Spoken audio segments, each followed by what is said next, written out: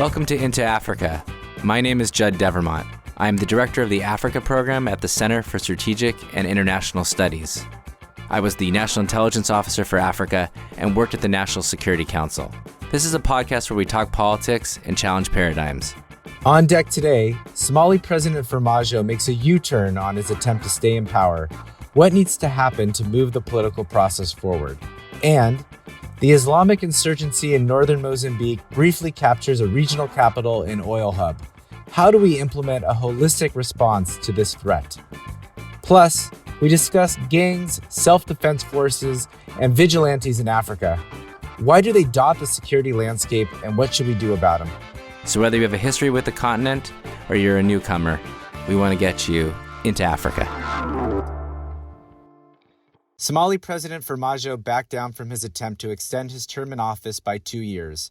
Are we out of the woods? Joining me to discuss Somalia and other topics are Comfort Ero, Interim Vice President at the International Crisis Group, Leanne Erdberg Steadman, Director of Violent Extremism at the U.S. Institute of Peace, and David Africa, a former South African intelligence officer who served in the ANC's underground military wing and then later in the South African intelligence community. So after thumbing his nose at international and domestic pressure to hold elections on time, Somali President Mohamed Abdullahi Mohamed, also known by his nickname Farmajo, made a U-turn.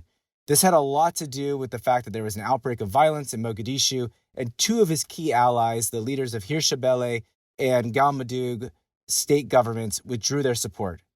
Somalia's president has agreed not to extend his term amid domestic and international pressure. Mohamed Abdullahi Farmajo also promised to hold early elections.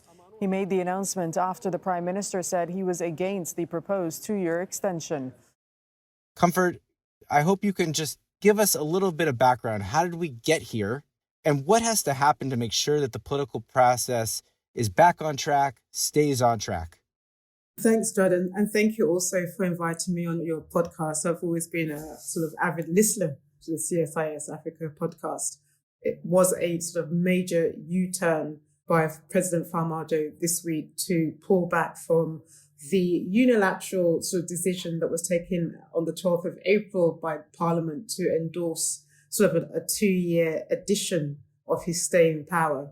It's likely because of the domestic and international pressure, which included that 25th of April, I believe, clashes that broke out between forces loyal to himself and those aligned to the political opposition.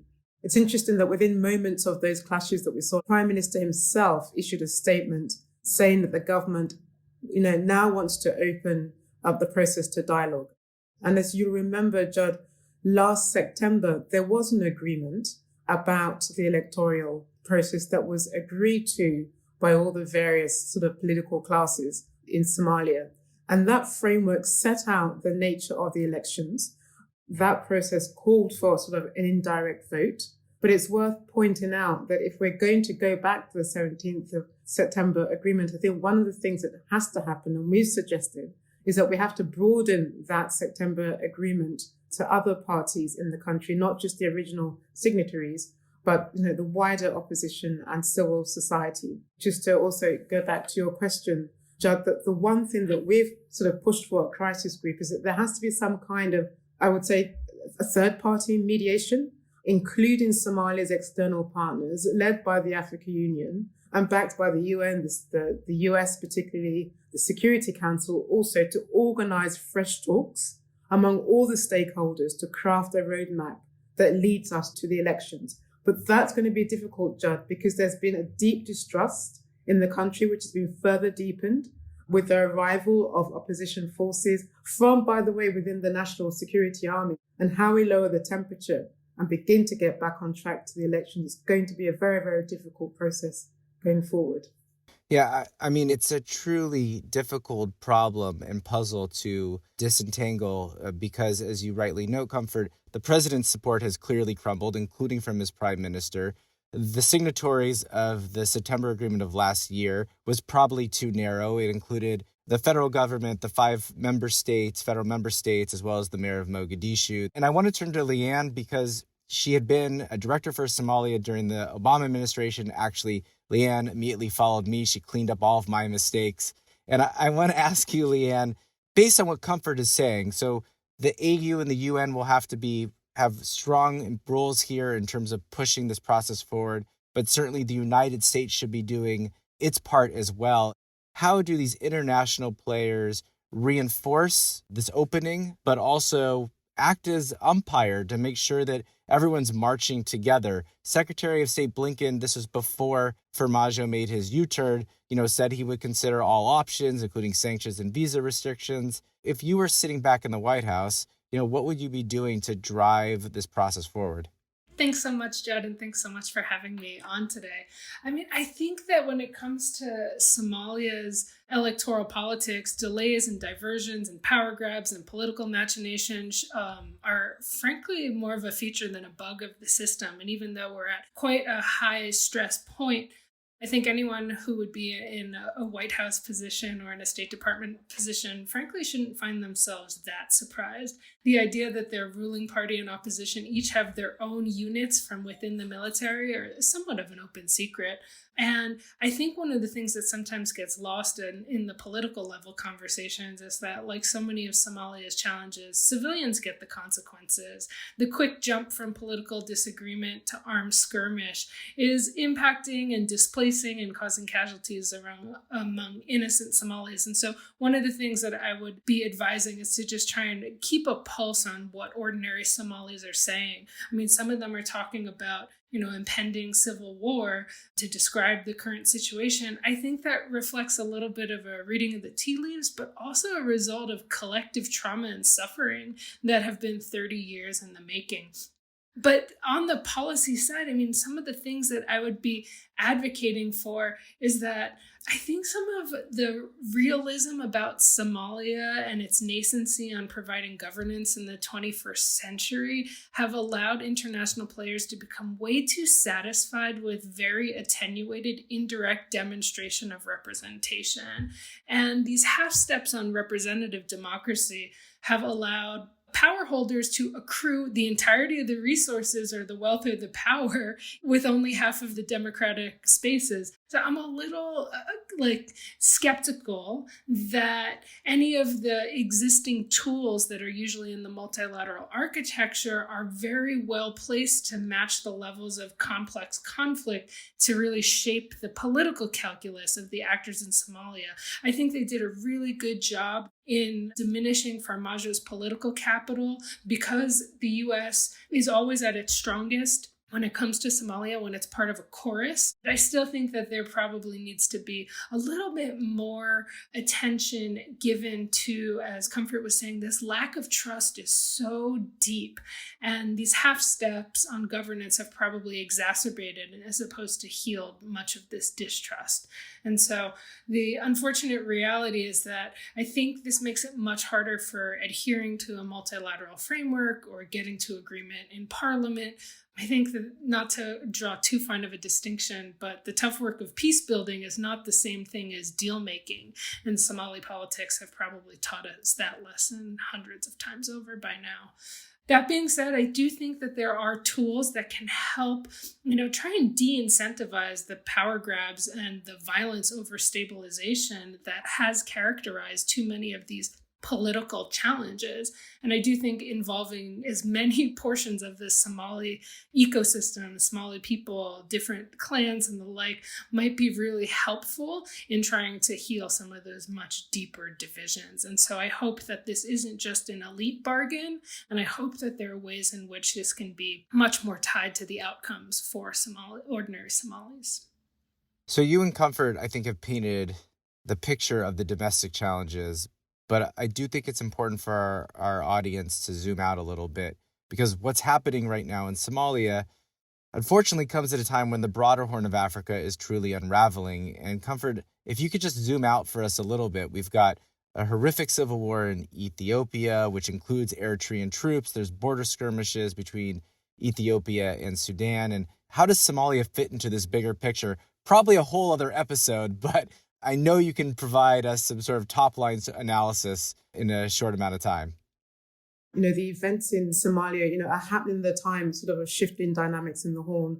When Prime Minister Abiy sort of came into power in April 2018, both Ethiopia and Eritrea with Somalia, they became a much closer sort of tripartite group. And you'll recall that they signed this pact in Asmara also later in 2018 between the three leaders. And it was judged at the time, particularly by external partners. They judged it to be sort of representing an important step in terms of dealing with peace and development, in the Horn. For Eritrea in particular, Judd, this tripartite sort of group, we would interpret it, as being a challenge to the regional body IGAD, which, as you know, Asmara and the Eritrean leader Isaias Afwerki himself, he always judged and saw IGAD as a threat to Asmara.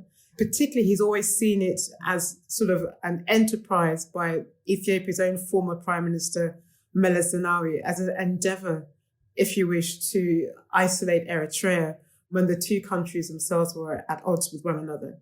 Also, for Prime Minister Abiy, this tripartite agreement alliance could prove useful, again, as another mechanism to bypass IGAD in case there is further falling out between Ethiopia and Sudan over, for example, the Gerd Nile Renaissance Dam dispute.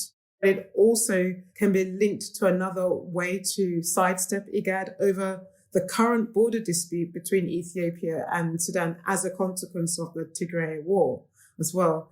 And I think what the recent events in Somalia shows us is that Farmajo's position in Somalia is in fact probably, I would argue, a lot weaker today than what the other two parties expected from the alliance.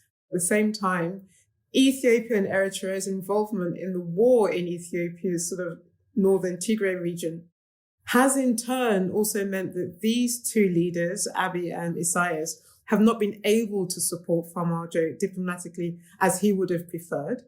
To sum all this up, even though it has remained unclear whether the tripartite alliance was, serving the three capitals' short-term sort of goals, or whether it is, serving its long-term plans, the recent events in Somalia reaffirm or confirm that the three countries' endeavor to change the balance of influence in the Horn is under serious threat and is under jeopardy at the moment. Yeah, no, thank you, Comfort. And it just adds this additional layer of complexity. So what's happening domestically and then how it connects to some of these broader regional dynamics. And I will just say, having followed Somalia for a very long time and understood some of the impediments towards even the transition to a more permanent government in 2012, it's only happened when the region, I would say the region with an asterisk, not including Eritrea, has seen the problem the same way. And we're so far beyond that at this point. There is no way to sort of harness these different countries in partnership with Somali actors and with the U.S. and the UN, et cetera. So that's not only exacerbating the totality of the problem, but it also minimizes or narrows the opportunity for solutions because they're so far apart or because of this realignment. So this isn't the first time we've talked about these issues, and we'll certainly be back to that. But I want to take the opportunity to move to our second topic, which is Mozambique.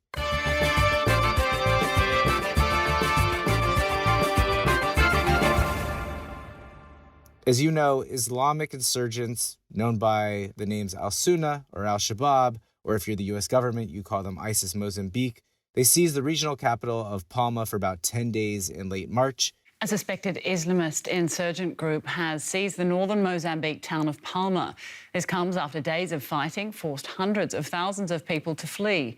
Local media say several people were killed during the conflict. Exact numbers have not been verified as communication networks are down in the area. A nearby natural gas project from French company Total has been forced to suspend operations. The project has been stalled by repeated attacks in the region, which has been plagued by violence since 2017. This attack underscored how much this group has evolved since October 2017. It's underlined the dire implications of its operations, adding a humanitarian crisis, forcing the French energy company Total to declare force majeure. CSIS, our associate Emily Colombo, has written a lot about this, and so has crisis group. I follow your team's interviews, Comfort, the tweets, the tweet threads, the analysis. It is essential for how I understand dynamics in northern Mozambique, in addition to incredible Mozambican analysts, of course. What is your thoughts on how this group has become so formidable, and maybe some recommendations on what the Mozambican government should be doing? Thanks, Jordan. It's very interesting to me because, we're going from Somalia. If you look at the map, further down the Swahili Indian Ocean coastline, and now our latest insurgency in Mozambique. And as you were asking me that question, I quickly opened up Twitter to see if my colleagues have posted any new information. Yeah, hats up to Dino, right? Dino's just like the thread king. I was looking to see what's Dino said today that I need to sort of think about. An important point that he makes here to Mozambique watchers, that Lloyd's of London now says that the coastal waters off the shores of Cabo Delgado, which is the centerpiece of the conflict, and Tanzania are now considered danger zones, and all vessel owners need to inform insurance companies of their boats passing through. So this is not just a crisis inland, but it's also in the high seas of the country. 4 years ago, we never imagined that we would be talking about a full-blown insurgency in the country, where we've seen, at least over today's estimates, suggest over 2,000 civilians have been killed, and we nearly have 1 million people displaced. The group that is fighting, that calls itself Al-Shabaab, it has its roots in the country. It's important not to focus on this sort of US designation that came a few weeks ago. This is a group whose grievances are located in country. And the insurgency has been, I would say, years in the making. One can go back, in fact, as far as 2007, very much located and dominated by youths from a particular ethnic group fighting another ethnic group, and, perceived marginalization from the state that has delivered very little for some living in a region that is home, as you rightly noted, to that discovery of huge minerals and carbohydrate deposits as well. And on top of that layer of sense of marginalization, there has been sort of growing resentment against several anti-colonial sort of liberation era generals, who are said to, build up heavy business interest in the province, who are linked to another ethnic group. Another thing that I wanted to say also is that, of course, as in any conflict, insurgencies, they always take on a very different meaning. And as in all cases, they always tend to be exploited by others with different intentions from the origins. There are other militants who are coming in from Tanzania, for example, and that country has been an important access point for jihadists moving between Mozambique and the Great Lakes, for example, and also connected to the instability in East Africa's Swahili's coast as well. Now, in terms of what needs to happen, the reason why I focused on the history is because, the policy response needs to understand those root causes as well. The insurgency at the very beginning was never taken seriously. Initially, it was seen as criminals and bandits. If you go with that description, and then the other description that is attached to it, is that they're terrorists, then your policy response becomes skewed towards that definition as well. And that's a problem. By the way, how many times have we seen that movie, Comfort, where a government says they're criminals and then shifts to the terrorist line? Exactly. If you get the analysis wrong, your response to it will be wrong. The other layer to that, of course, we've seen successively, whether it's in Nigeria, whether it's in the Sahel, whether it's in Somalia, government tend to mismanage what initially starts off as a very localized problem. Then because they mismanage it, it becomes full-blown. And oftentimes the army is oftentimes in these settings unable to respond to this. And in the situation of Mozambique, we have an army that has been overrun by a formidable force. Now, let me say, in response to your question in terms of what Mozambique needs to do, and by the way, its international partners need to do, lessons learned from the Sahel, from Lake Chad Basin, and even Somalia that we were just talking about, this will not be solved by a military-only solution. We will not rule out a military solution. And in fact, the regional body SADC has already decided, following a lot of resistance by Mozambique, will deploy. We're still looking at the mandate, but they're going to deploy about 3,000 forces. So there is clearly a military component tied to this as well. But because you cannot win this on the battlefield, you really have to kind of like have a comprehensive approach to this. Now, to the credit of the government, they have accepted that they need a regional sort of external response because there are implications for the region as well. Of course, the other vital sort of ingredient to all of this is that he needs to focus on dealing with delivery of development and aid into communities that are clearly on the periphery. You really need to focus on broadening out, making sure it's comprehensive, and not seeing this group as terrorists, because then you get your solutions wrong. And the international community, particularly sort of Western partners, they have their various interests. You named one, oil and gas. Got to make sure they're focused on helping the country deal with this twin problem and development. It's worth emphasizing that Maputo needs to be encouraged to strengthen efforts to deal with corruption and illicit economies, i.e. governance, that's enabled some of this as well, and to deal with other issues around transnational networks, and criminality that is flowing now from the Swahili coast as well. So I'll stop there, Judd, but I really just wanted to emphasize this sort of historical background as well. No, it's so important for the remainder of the conversation around Mozambique, getting the history right, understanding the different actors, their points of view. And I think we're really lucky in today's podcast because, David, you know exactly what it's like to be an insurgency. You were part of Nkotawasizwe in South Africa, and then you joined the South African government after 1994, and you know what it's like to fight insurgencies. So I'd love to get your thoughts here on listening to what Comfort is saying and best practices, lessons learned, and then as a South African, what should the region be doing here, mindful of some of the warnings that Comfort put out there? Judd, thanks for having me. I'd like to make 3 basic points. The first concern I have is that we have a new situation igniting on the African East Coast, which turns almost the entirety of the coast into some or other level of instability. And so I think to look at Mozambique in isolation is very dangerous, because I think that there seems to be a pattern developing, over the last 2 years or so of these conflicts springing up. And they may or may not be interrelated, but obviously, they impact on each other in the end. So that is the first thing that concerns me. And I think the way in which the situation is approached should take that into consideration, because as Comfort has said, the SADC, SADC, has decided to deploy a military capability of 3,000 personnel.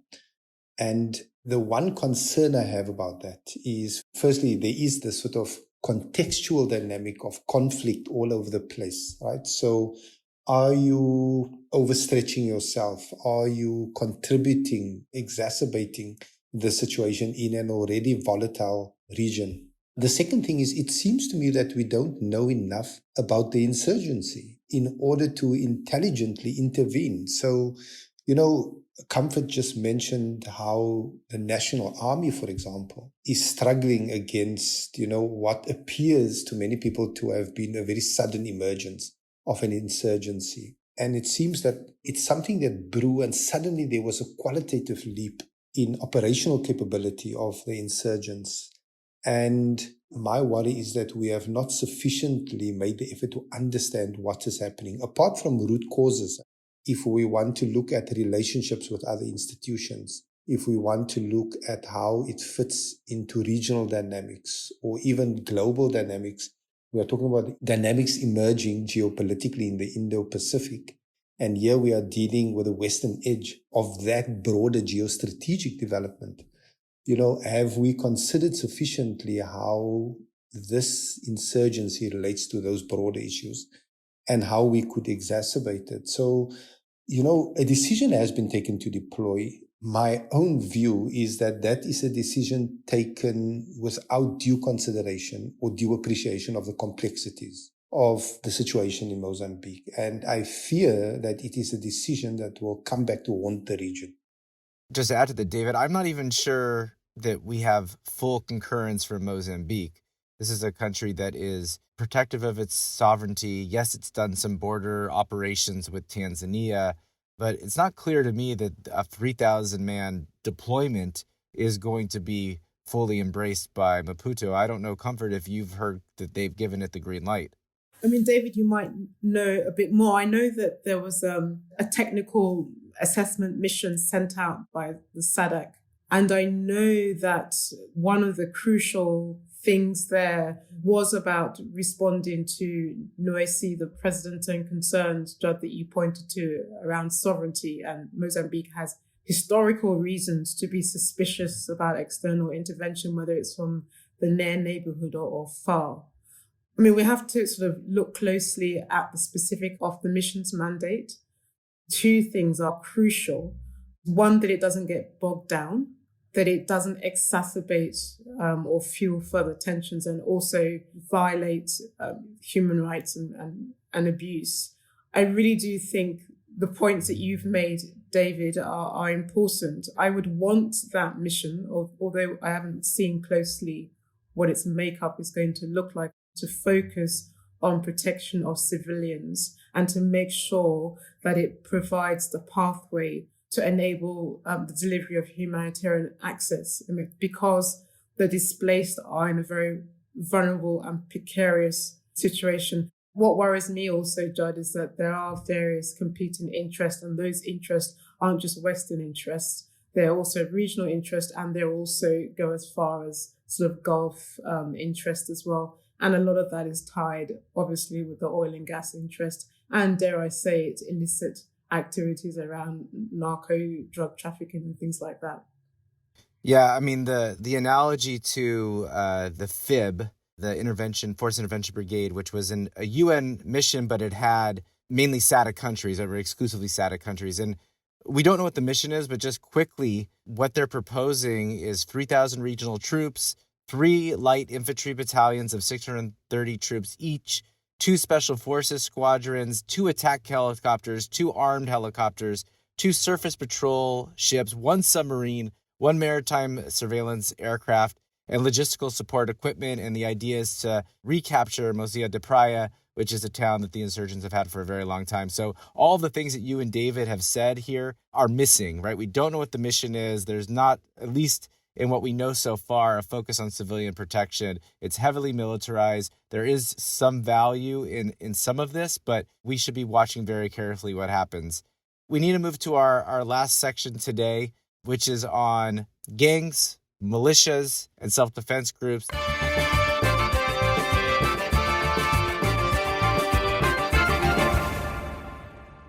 This is hardly a new topic, but it has become more urgent in recent years. From Nigeria to the Sahel in Ethiopia, we're seeing more governments directly or indirectly use these non-state, often community-based groups to fight crime or counter terrorist groups. Leanne, you oversee the Resolve Network's work. You have a great team of researchers publishing, incredible analysis on this phenomenon. And I hoped you could give everyone just a quick introduction. What's the different typologies of groups out there? And why are we seeing this surge recently across the region? So it's funny to be the one to give the quick introduction, because in one of our publications on the topic, the author spends, I think, a full page talking about how and why there's no real quick introduction into community-based armed groups, but I'm going to try my best. The first is that these groups usually exist in a zone of ambiguity. That means that the zone is kind of this presence between the presence and absence of government, usually within the zone of protecting the community, often in a bounded area, and usually rising in response to an unmet community need. That said, once they're formed, they also can change a lot over time. They change based on internal shifts, like a leadership change, and then they also change based on external circumstances, like state-sanctioned support. The second is that groups can be organized in a lot of different ways around ethnic lines or geographically or for a purpose like fighting crime, but they seem to draw their legitimacy primarily in 2 ways. The first is from the community, and the second is as blessed by the state. This gets to the third aspect that I think is worth mentioning, is the group's relationship with the community and or the state, and what are the contours of that relationship. Are there shared norms? Are there shared definitions for what the group does or doesn't do? And perhaps more importantly, for the international community, is do they use violence or, to a lesser extent, predation and extortion and other types of quasi-violence to achieve their ends? But Judd, to your real question on why are we seeing this more? On some level, across sub-Saharan Africa, the groups have existed on and off for decades, if not longer. But they are getting a lot of attention currently, which connects back to some of the earlier parts of the podcast, I think, particularly for these groups that are fighting violent extremist organizations. I think there's a bit of a flawed assumption that is also taking part into why these groups are getting a lot more attention currently. And that flawed assumption is that state building is the job of the state. The truth is, in many fragile states, they have no ability or legitimacy to provide public goods, including security, to vast portions of their country. And that's not just rural and geographic portions, but also at times in urban settings. But that doesn't mean that communities no longer have security needs, even if the state has proven itself to be absent. In fact, many times non-state armed actors can end up providing more security than the state itself. And so these gaps seem to be widening as some of these security concerns compound. Local forms of security are filling the gaps. They're really well placed to understand communities and to actually be fitting into there. Sometimes this can be quite positive on dispute resolution or compliance, basic governance tasks, but at other times it can be quite abusive. And so some of these groups can be coercive and extort local businesses and create wealth accumulation for themselves. They can be abusive towards civilians. Ultimately, in terms of just trying to understand why there's more and more of them, I think the complexity of the security challenges and the absence of the state are probably the best ways of understanding the proliferation of community-based armed groups. Thanks, Leanne. And I asked you to do a lot of heavy lifting, so we'll definitely put a link to the Resolve Network's work so that our audience can really dig into these fabulous reports. Comfort Crisis Group has been talking about this, for a very long time, but I recall a report in 2017, Double-Edged Sword, Vigilantes in African Counterinsurgencies, which you tackled this head on. And then it's been a theme of so much of Crisis Group's subsequent work. I'm positive your thinking has evolved in the past 4 years. And Leanne has set you up really nicely. But where do you think the pros and cons of these groups are? Thanks, Judd. And, as Leanne was speaking, I was nodding my head. Some of the fundamental issues, remain the same in terms of why we've seen an emergence and even, I would say, a proliferation of vigilante groups, and why we call them a double-edged sword. When we were writing back in 2017, it was within the context of, we asked ourselves a question back then, Judd, how to deal with a civilian joint task force that was emerging as an alternative force on the ground to deal with Boko Haram's now mushroom insurgency in northern Nigeria, and it's built into Lake Chad basin countries, Cameroon, Niger, and Chad. All those countries, as you know, had some kind of self-defense force to respond to the insurgency. And the reason why they came out is because the state was often absent and the state was not able to provide civilians and communities with the appropriate protection. And in a sense, Judge, you can argue that these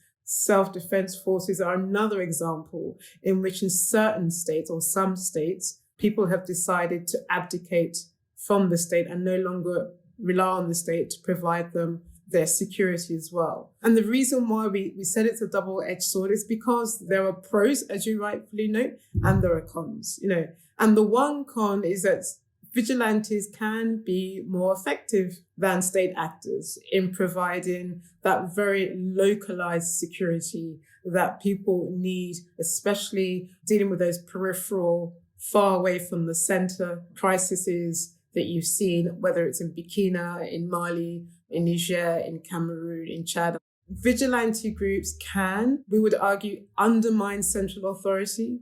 They can, and they have done, widened or fueled conflict by targeting, ethnic and political rivals, and they threaten sort of longer term stability. And they could also undermine the state security architecture. And since we wrote that report, by the way, Judd, in 2017, we've seen the vigilante groups sort of evolve in a precarious way. For example, in Burkina Faso, one of the problems we've seen there with the self-defense groups there is that they've gone beyond the security roles in the absence of a functioning state there. For example, one negative is that they've gone on to play this kind of like investigative role to investigate crimes and to judge alleged crimes. And their capacity and standards are not suited to this kind of situation.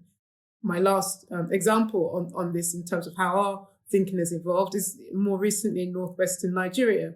We've seen how local politicians or community leaders in these areas affected by violence have encouraged extrajudicial killings by vigilante groups because it serves the political and personal interest of these local politicians. As in everything in crisis group, there are some broad cross-cutting recommendations one can make about how to respond to these groups, but there are also very local sort of recommendations that we have to make because each situation needs, as you'll appreciate, needs to be dealt with on a case-by-case basis. But that overall message about the double-edged sword, I think, still remains very much relevant today. I want to dig into a different case study that is contemporary with some of the case studies that you had in that 2017 report. But this is about South Africa, and in particular, it's about PAGAD, also known as the People Against Gangsterism and Drugs. They operated in Cape Town in the 1990s and early 2000s. And David, this had been a huge part of your work when you worked for the South African government to try to address PAGAD's violent activities. And I just thought you could add some color to our conversation in terms of what happens with these groups, and then what do you have to do to put an end to, a stop to, a reign of what ultimately became a reign of terror from PAGAD? Yes, Judd. I think Leanne was talking about zones of ambiguity. And in South Africa, in a different way, this organization, PAGAD, emerged in a sort of ambiguous period in the country's history with a transition to democracy. So, after 1994, but before, obviously, the democratic system was properly embedded. And I mean, that's ongoing work in itself, but it was in the very early years of the transitions. And so the organization, which started as a vigilante organization and transitioned into a proper terrorist one, could gain a lot of support from people because, they dealt with issues that affected people, that everyone was concerned about, and that everyone was in a hurry to see it being addressed by the new government. But obviously, it being a new government, it wasn't just immediately capable of doing so. In this sort of transition from one to another system, this vigilante and subsequently terrorist movement emerged. Now, in terms of how to deal with it, one had to consider, and it's interesting, the Mozambique situation at the moment. Firstly, that one had to develop a proper appreciation of what is happening here. Why are people who fought for a democratic government and for the largest part supported the political movement which is now in power, turning violently against this very government? And is anyone behind it? To what extent are the grievances real, and how rooted are these people in communities? And so the sort of analytic work and the intelligence work that goes into this was so important for us to develop a proper appreciation of those dynamics. And that enabled us to act decisively, but not in haste. Because as I said earlier, my concern with Mozambique is that decision is being conflated with haste. And in a context where you don't have sufficient intelligence, you'll find yourself in a difficult situation. What we did then, with PAGAD, was to really try to come to terms with what's happening and then to develop strategy that we thought would be sustainable, even though its impact would not be immediately evident. And this organization ballooned, from being a vigilante movement to becoming very clearly anti-state, targeting, bombing state facilities and so on, assassinating police officers, in the end targeting international presences in South Africa, so the US consulate in Cape Town. Also the Planet Hollywood and Hard Rock Cafe, right? Exactly, American-owned businesses and so on. So there was a sort of escalation from a particular issue to a more general political disposition. And our approach was that we need to deal with this problem in a way that's going to be sustainable. There are legitimate causes that brought people originally to this movement, where they became ideologically, sort of trained and indoctrinated. So we had to go back to that original cause in the first instance and to show people that there are attempts to deal with it, that it cannot be done immediately, but there are certain commitments to deal with it. Also to act with caution so that you are able to isolate this group of people from a broader community. And so, in the end, if one looks at the success, and I would say it was phenomenal, because there's a point where it appears as if the whole thing stops suddenly. And almost 20 years later, it is still dead, and what people don't realize is that there was so much work done behind the scenes to bring this to an end in a way that it won't be a temporary cessation of activity. And it was because the government decided that, we are trying to build a nation here. We have to bring people on board. We cannot act in ways that will alienate an important, even if it's a small part of our nation and our community. And you had to have proper intelligence. And this was central to the success, to properly calibrate the political, the social, and the security interventions, because those security interventions were there. David, I absolutely think it is a success story. It really nicely fits into this question that I wanted to ask Leanne, because last year, I guess it was 2020, Leanne, you wanted me to read this book, A Savage Order by Rachel Kleinfeld. It took me a year to open it up. But when I did, I found a lot of value in it, and particularly this section about making what she calls dirty deals, right? She talks about the advantages and disadvantages of governments making deals with criminals, insurgents, non-state actors to forge a temporary peace. And then her argument, I'm paraphrasing, it's essentially that government and civil society can use the lull from the deal making to build a new order, but inaction will have some really negative effects. And as I listen to what David is saying about what the South African government did, there was some thoughtfulness about what are the drivers, how do we address some of the challenges so that we can get a lull, and then how do we, as David said, make sure that we can get them to stop and stop for 20 years. So maybe I'm misconstruing what she said, and maybe I'm twisting what David said, but what do you think? How does her recommendations fit into this broader conversation we're having? So, Judd, I love this question, and I so recommend Rachel's book. Some of the biggest takeaways in there, also for me, were about states fueling violence, which is applicable to so many of the topics that we are already talking about today. So how can we apply the thinking here? I mean, what we found in some of Resolve's research is that the character of the group really matters. And the character is beyond just like static character, why they were formed, or how well armed they are, but also more of the dynamic characteristics, like how much women's participation is there? Do they have community legitimacy from more than one gender?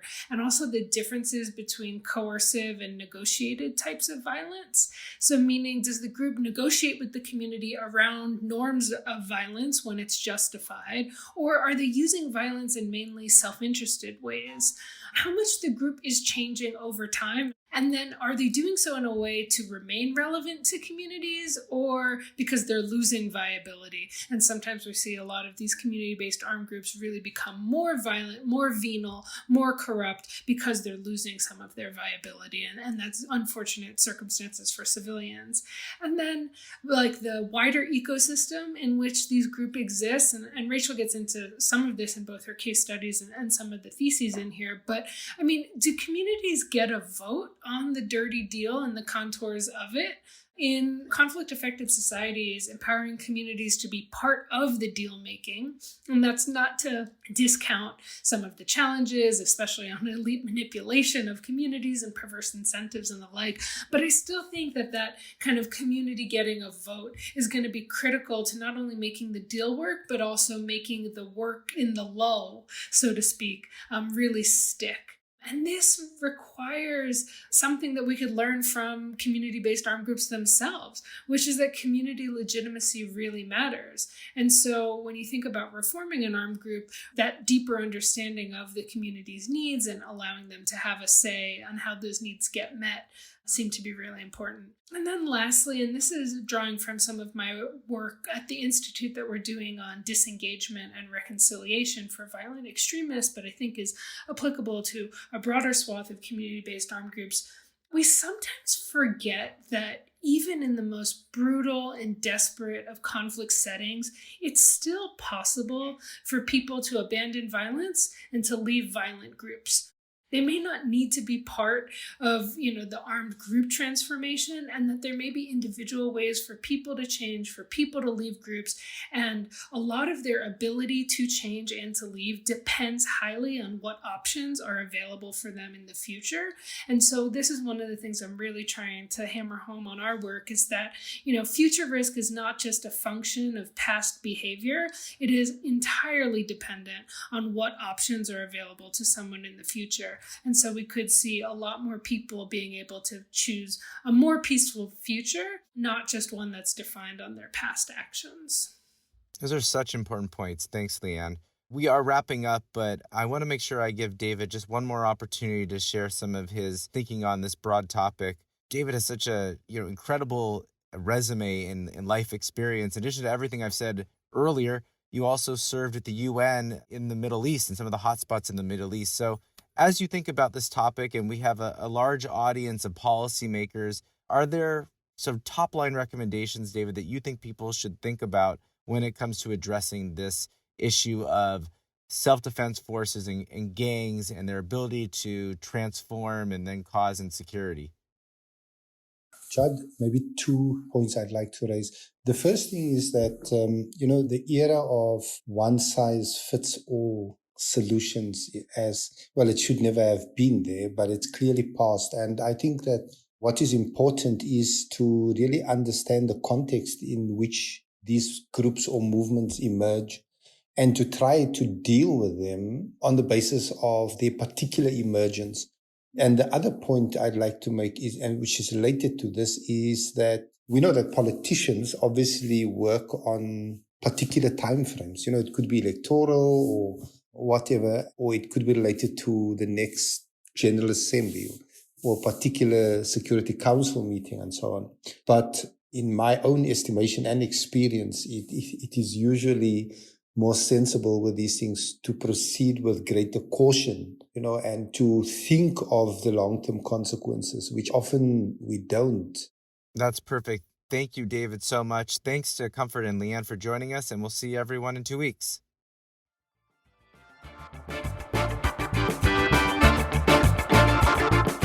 Thanks for listening. We want to have more conversations about Africa. Tell your friends, subscribe to our podcast at Apple Podcasts or wherever you find good content. You can also check out our analysis and reports at csis.org/Africa. Thanks.